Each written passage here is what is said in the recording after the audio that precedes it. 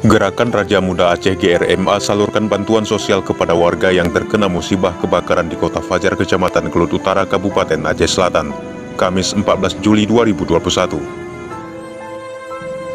Sejumlah perwakilan GRMA dari masing-masing kecamatan ikut turun ke lokasi untuk melihat langsung kondisi bangunan yang telah rata dengan tanah.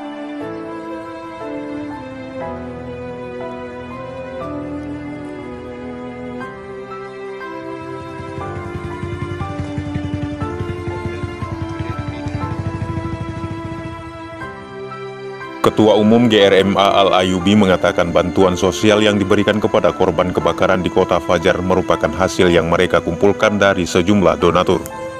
Hal ini tidak hanya dilakukan di kecamatan tertentu, akan tetapi mereka akan turun membantu warga yang terkena musibah di sejumlah kecamatan lainnya yang berada di Kabupaten Aceh Selatan.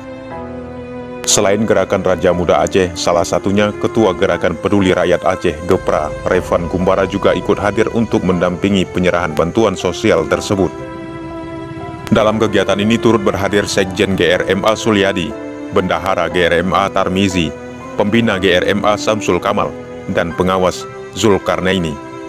Muzakir RA, Jarak Pos Aceh TV, melaporkan.